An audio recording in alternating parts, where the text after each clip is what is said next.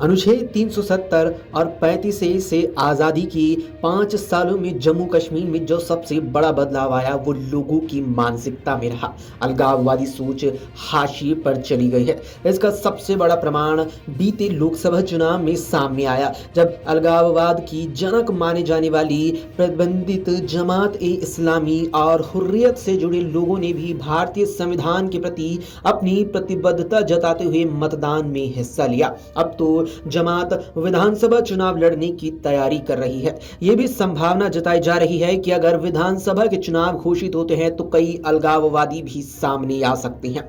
उत्तर कश्मीर, दक्षिण कश्मीर और मध्य कश्मीर सभी जगह जमात से जुड़े लोग लगातार सक्रिय हैं। अप्रैल मई में हुए लोकसभा चुनाव में कहीं भी चुनाव बहिष्कार का नारा नहीं लगा, किसी भी बूथ पर शून्य वोटिंग नहीं हुई, जबकि 2019 के लोकसभा चुनाव में अकेले दक्षिण कश्मीर अनंतनाग सीट पर 100 से ज्यादा बूथों पर शून्य मतदान हुआ था।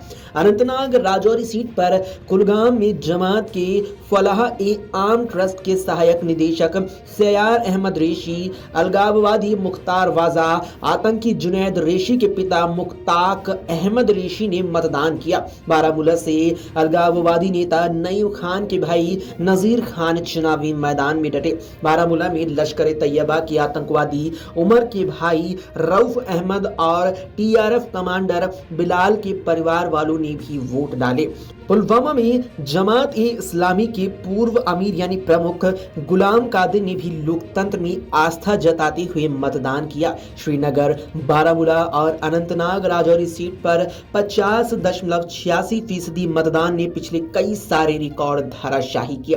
बताते हैं कि घाटी के बदले माहौल में जमात के साथ ही कई अलगाववादी भी मुख्य धारा में शामिल होकर चुनावी प्रक्रिया में भाग लेने की तैयारी कर रही हैं। अलगाववादी गठजोड़ की संभावना भी तलाशी जा रही है, हालांकि ये अंदर खाती ही है। कई अलगाववादियों ने तो जम्मू कश्मीर अपनी पार्टी की सदस्यता भी हासिल कर ली है।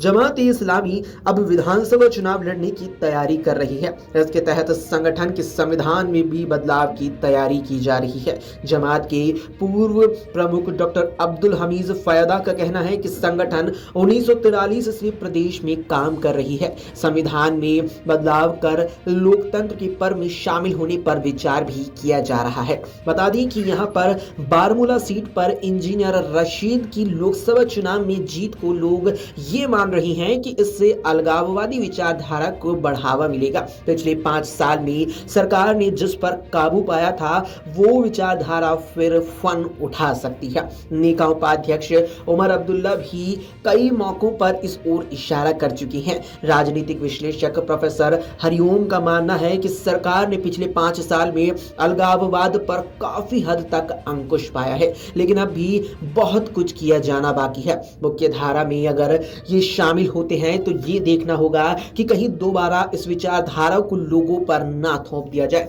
इसीलिए अतिरिक्त सतर्कता अभी भी बरतने की पूरी जरूरत है। साथ ही बता दें कि धारा 370 खत्म होने के बाद क्षेत्र में जो प्रमुख बदलाव आए हैं उसमें 10% आर्थिक रूप से कमजोर तबके को आरक्षण मिला है। इसके अलावा 15 नई जातियों को ओबीसी आरक्षण कोटा 4 से बढ़ाकर 8% किया गया, तो साथ ही 10% आरक्षण पहाड़ी, पादरी, कोली और गद्दा ब्राह्मण को दिया गया। इसके अलावा 3237 पश्चिमी पाकिस्तान शरणार्थियों को 5.5 लाख एकमुश्त डोमिसाइल सुविधा, जमीन का मालिकाना हक, सरकारी नौकरियों के लिए खुले द्वार भी यहां कर दिए गए हैं। तो साथ ही करीब 3.5 लाख अंतरराष्ट्रीय सीमा पर रहने वाले परिवारों को भी आरक्षण का लाभ दिया गया है। अगर आप ये वीडियो YouTube पर देख रहे हैं तो हमारे चैनल को सब्सक्राइब करें और बेल आइकन को दबाना ना भूलें। अगर आप Facebook पर ये वीडियो देख रहे हैं तो हमारे पेज को लाइक करें।